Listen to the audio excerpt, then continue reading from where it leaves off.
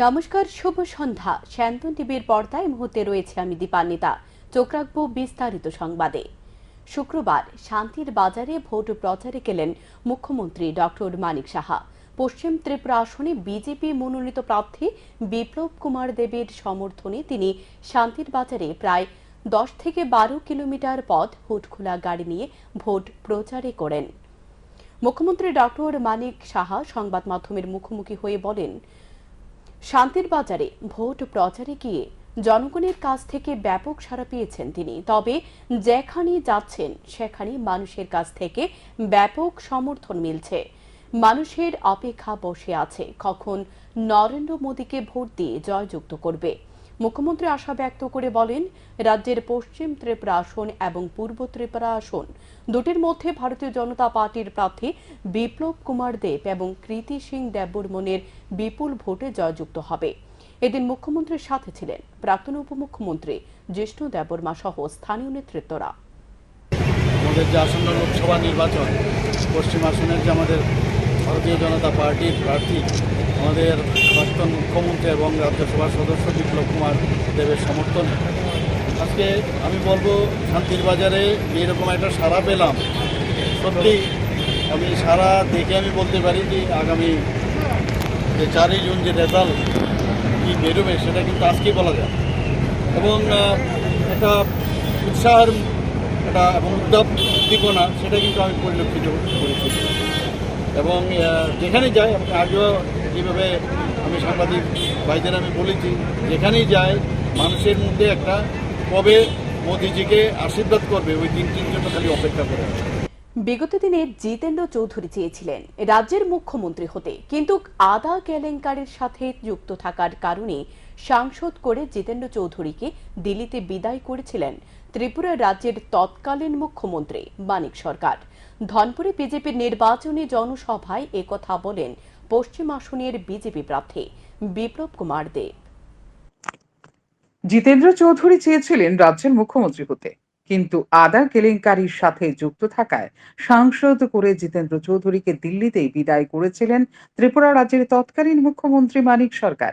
ধনপুরে BJP নির্বাচনী জনসভায় এই কথা বলেন পশ্চিম আসনের বিজেপি প্রার্থী বিপ্লব কুমার দেব। ধনপুর বিধানসভা কেন্দ্রের অন্তর্গত দক্ষিণ তৈবান্দালের শুকনাছড়া এলাকায় শুক্রবার পশ্চিম ত্রিপুরা লোকসভা আসনের বিজেপি প্রার্থী বিপ্লব কুমার দেবের সমর্থনে এক জনসভার আয়োজন করা হয়। এদিনে জনসভায় প্রধান বক্তা হিসেবে উপস্থিত ছিলেন পশ্চিম ত্রিপুরা লোকসভা আসনে বিজেপি প্রার্থী বিপ্লব কুমার দেব ও কেন্দ্রীয় প্রতিমন্ত্রী প্রতিমা ভৌমিক। বিপ্লব কুমার দেব কমিউনিস্টদের বিরুদ্ধে আঙ্গুল তুলে বলেন, তারা বিগত 25 বছর বলেছে ত্রিপুরাতে নাকি স্বর্ণযুগ চলছে। 2015 সালে রাজ্যে এসে দেখা গেল শুধুমাত্র কমিউনিস্টদের স্বর্ণযুগ চলছে, ত্রিপুরার মানুষের স্বর্ণযুগ আসেনি। কিন্তু দীর্ঘ সময় ত্রিপুরার মুখ্যমন্ত্রী দুনিয়ার সবচেয়ে গরিব মুখ্যমন্ত্রী বলে মিথ্যা কথা বলেছেন এবং এই বিধানসভায় কেন্দ্র থেকেও তিনি বিধায়ক হতেন, পরে আবার তিনি মুখ্যমন্ত্রী হতেন। তিনি হলেন মানিক সরকার। বর্তমানে এই মানিক সরকার হাত মিলিয়েছেন কংগ্রেসের সাথে এবং অভিযোগ তুলছেন ত্রিপুরাতে নাকি অভাবের তাড়নায় সন্তান বিক্রি করছে। এর কোনো প্রমাণ দেখাতে পারলে রাজনীতি ছেড়ে দেবে বললেন বিপ্লব কুমার দেব। জনসভায় বক্তব্য দিতে গিয়ে বিপ্লব কুমার দেব এদিন সিপিআইএম রাজ্য সম্পাদক জিতেন্দ্র চৌধুরীর আরো তীব্র সমালোচনা করেন। উনি নিজে স্বীকার করেছেন অস্তিত্ব রক্ষার জন্য বিলিয়নিয়ারতে কাল উনি বলছেন অস্তিত্ব রক্ষা করতে হবে, বাঁচতে হবে, আগে ত্রিপুরার মানুষকে বাঁচাতে হবে। ত্রিপুরার মানুষ না খেয়ে মরে যাচ্ছে, ত্রিপুরার মানুষ সন্তান বিক্রি করে খায়। মানিক বাবু কার সন্তান কে কোথায় বিক্রি করেছে? আজকে 4 দিন হলো আপনাকে আমি বললাম, আপনি যদি ত্রিপুরাতে কেউ সন্তান বিক্রি করে খেয়েছে তা যদি প্রমাণ করতে পারেন তো বিপ্লব দেব আর রাজনীতি করবে না। তারপর থেকে মানিক বাবু আরেক লাইনে চলে গেছেন। কালকে বিলুনিয়াতে বলছেন প্রধানমন্ত্রী রামলালা, সেখানে রামের প্রাণ প্রতিষ্ঠা করে, রাম তো ভগবান, ভগবানের আবার রামের আবার প্রাণ প্রতিষ্ঠা করতে হবে। আরে মানিক বাবু, আপনি ভারতীয় সংস্কার জানেন না, সংস্কৃতি জানেন না, কি বলেন আগ্রম বাগ্রম? বিমৃতি ধরেছে আপনাকে ভারতবর্ষে না ভারতের বাইরেও?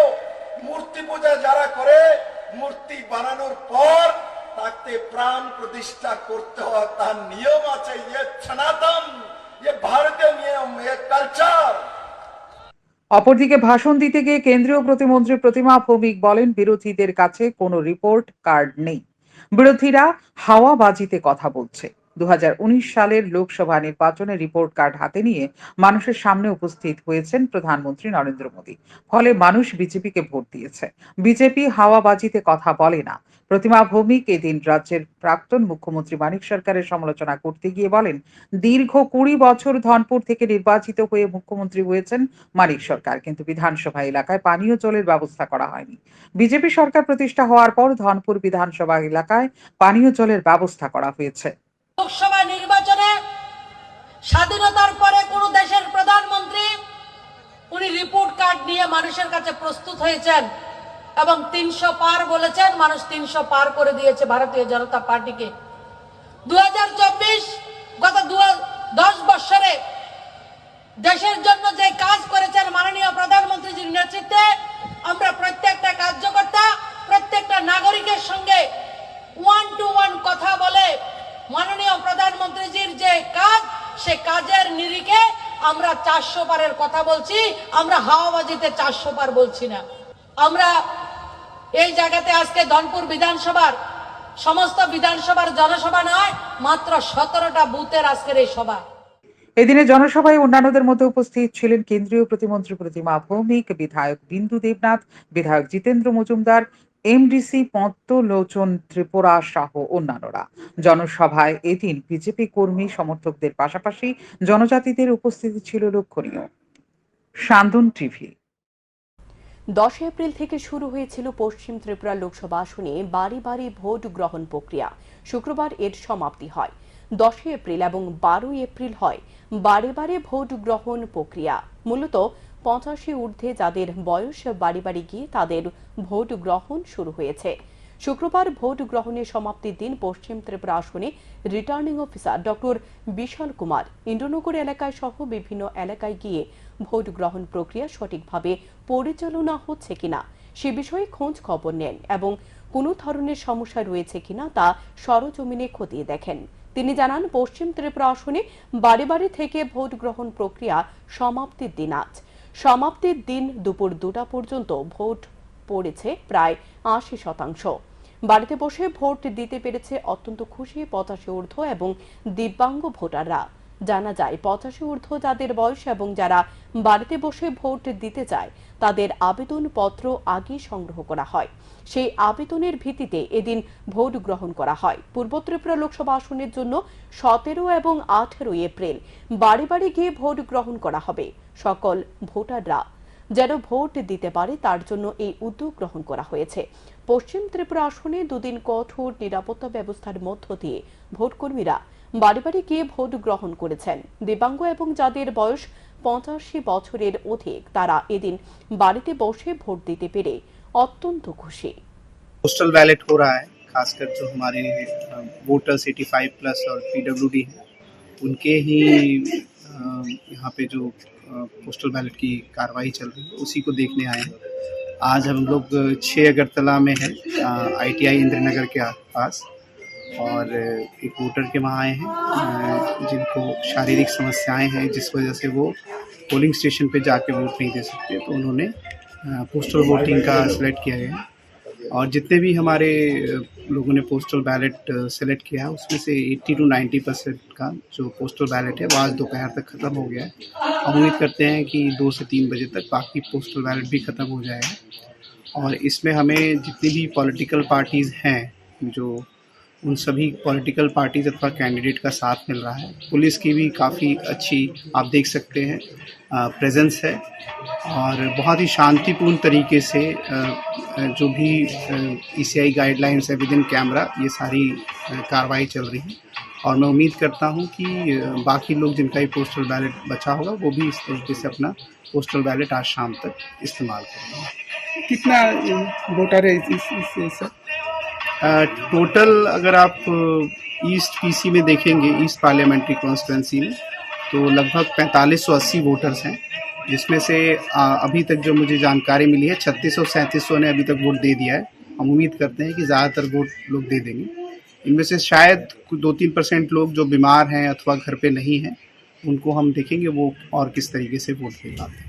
গুন্ডা বাহিনীর হাত থেকে দেশকে রক্ষা করার জন্য জনগণ ইন্ডিয়া জোটের প্রার্থী আশিস কুমার সাহাকে বিপুল ভোটে জয়যুক্ত করবে। শুক্রবার পশ্চিম ত্রিপুরা লোকসভা আসনে ইন্ডিয়া জোটের প্রার্থী আশিস কুমার সাহার সমর্থনে বিশালগড়ে আয়োজিত পদযাত্রায় একথা বলেন প্রাক্তন মুখ্যমন্ত্রী সমীর রঞ্জন বর্মন।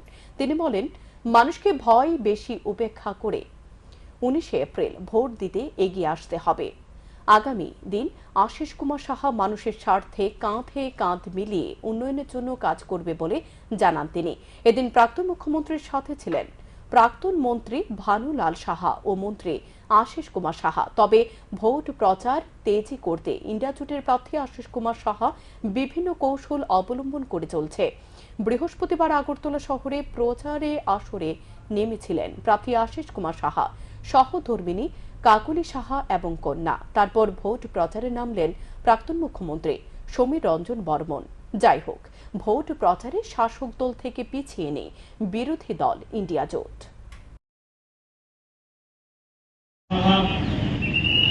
এবং আমাদের যৌথ মঞ্চ কংগ্রেস এবং সিপিএমের যে প্রার্থী, সেই প্রার্থীকে সমর্থন জানানোর জন্য আমি এখানে এসেছি। আমি আশা করব যে আমরা সমস্ত মতভেদ ভুলে দেশকে বাঁচানোর জন্য এই গুন্ডা বাহিনীর হাত থেকে দেশকে উদ্ধারের জন্য, বিশেষ করে ত্রিপুরাকে উদ্ধারের জন্য আপনারা আমাদের যে প্রার্থী যৌথ মঞ্চে অর্থাৎ কংগ্রেস সিপিএম এর যে প্রার্থী, সেই প্রার্থী আশিস সাহাকে বিপুল ভোটাধিকে আপনারা জয়ী করবেন।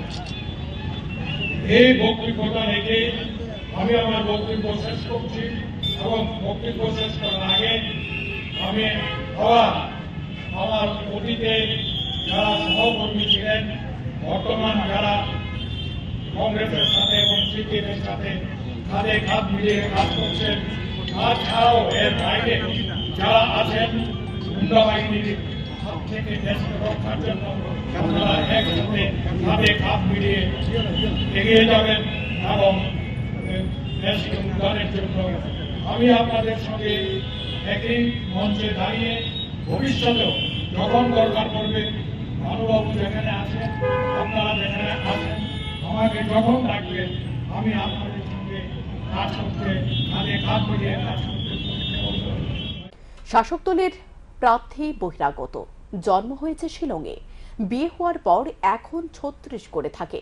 ত্রিপুরার মাটির সঙ্গে কিংবা মানুষের সঙ্গে যার কোনো রকম সম্পর্ক নেই, তিনি আজ শাসক দলের প্রার্থী। শুক্রবার 2 নং পূর্ব ত্রিপুরা লোকসভা কেন্দ্রের অন্তর্গত অমরপুর ও করবুক বিধানসভা কেন্দ্রের বিভিন্ন এলাকায় ভোট প্রচারে গিয়ে একথা বলেন ইন্ডিয়া জোটের প্রার্থী রাজেন্দ্র রিয়াং। তাঁর উপস্থিতিতে এদিন মিছিল ও বাজার সভা সংগঠিত করা হয়। করবুক বিধানসভার অন্তর্গত করবুক বাজার ও চেলাগাঙ্গের এলা বাজার এবং অমরপুর বিধানসভা কেন্দ্রের অন্তর্গত নতুন বাজার ও ছেচুয়া বাজারে মিছিল এবং বাজার সভা সংগঠিত করা হয়।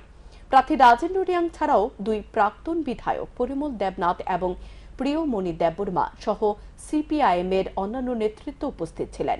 পরে আশ্রম চৌমুনিতে একটি বাজার সভার মধ্য দিয়ে আসন্ন লোকসভা নির্বাচনের প্রেক্ষাপট তুলে ধরেন নেতৃত্বরা। সিপিএম প্রার্থী রাজেন্দ্র রিয়াং বক্তব্য রেখে আরও বলেন, বিজেপি সরকারের আমলে নিত্য প্রয়োজনীয় জিনিসের দ্রব্যমূল্য বৃদ্ধি পেয়েছে। বেকার সমস্যার জন্য কেন্দ্রের নরেন্দ্র মোদী সরকারের তীব্র সমালোচনা করেন। এদিকে করবুক বিধানসভার করবুক বাজারে এবং চেলাগাঙ্গের এলা বাজারে ইন্ডিয়া মঞ্চ তথা সিপিএম প্রার্থী রাজেন্দ্র রিয়াং এর সমর্থনে মিছিল ও সভা অনুষ্ঠিত হয়। তিনি বলেন, অত্যন্ত আশাবাদী ইন্ডিয়া জোট জয়ী হবে। এই কারণে গুরুত্বপূর্ণ যে বর্তমান স্বৈরাচারী যে সরকার, বিজেপির নেতৃত্বাধীন এনডিএ সরকার, এই সরকার ভোটের আগে ভারতবাসীদের কাছে বহু প্রতিশ্রুতি দিয়েছিল। এই প্রতিশ্রুতি 10 বছর করে পালন করেনি। শুধু পালন করেনি তারা, বরং আমরা দেখেছি চাকরির রাস্তা বন্ধ করে দিয়েছে, যারা কর্মরত অবস্থায় আছেন তাদের ছাঁটাই করেছে, ডাবল বেতনের কথা বললে এটা হয় না। কৃষক শ্রমিকদের জন্য তারা অনেক কথা বলেছিল, খরচের দ্বিগুণ তারা দেবেন, জায়গা থেকে সরকার কিনে দেবে, কিছুই হয়নি। হাতে গোনা কয়েকদিন তারপরে রাজ্যে অনুষ্ঠিত হবে লোকসভা নির্বাচন। আর এই লোকসভা নির্বাচনকে কেন্দ্র করে প্রতিটি রাজনৈতিক দল তাদের শক্তি বৃদ্ধি করার জন্য করে যাচ্ছে যোগদান সভা প্রতিনিয়ত।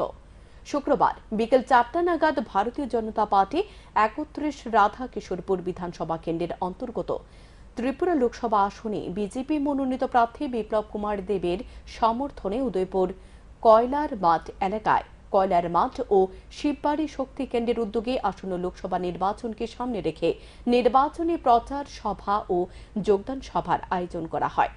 এদিন এই সভাতে উপস্থিত ছিলেন অর্থমন্ত্রী প্রণজিৎ সিংহ রায়, উদয়পুর পৌর পরিষদের পৌরপিতা শীতল চন্দ্র মজুমদার, রাধা কিশোরপুর পৌর মণ্ডল সভাপতি প্রবীর দাস।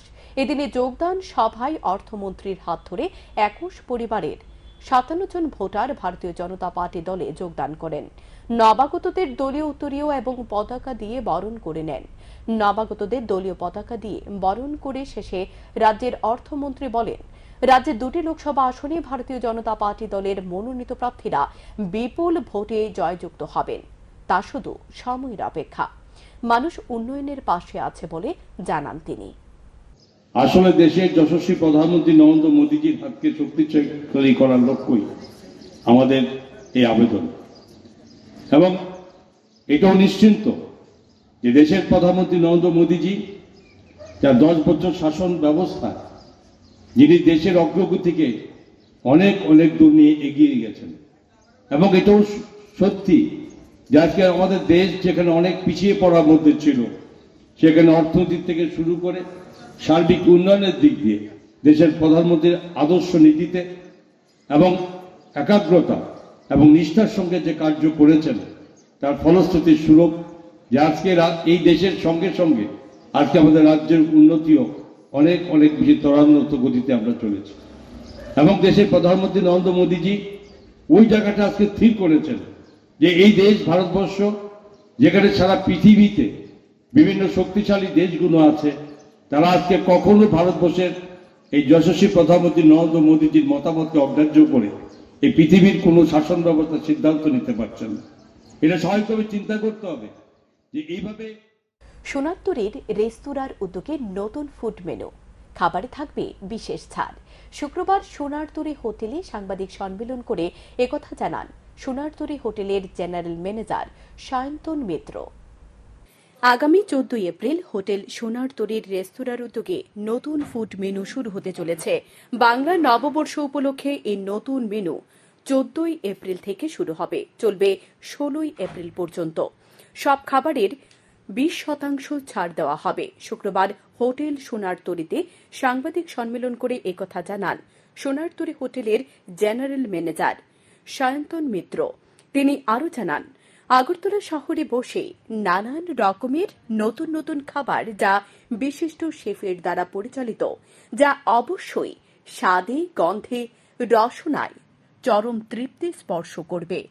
এই বিশেষ উদ্যোগে মূল উদ্দেশ্য পহেলা বৈশাখে আরও বেশি আনন্দ মুখর করে তোলা এবং পরিবারের সমস্ত সদস্যদের নিয়ে সোনারতরীর একান্তে এসে এই মুহূর্তটিকে আরও বেশি মাত্রায় আনন্দিত করে তুলতে অনুরোধ জানান সোনারতরী হোটেলের জেনারেল ম্যানেজার সায়ন্তন মিত্র।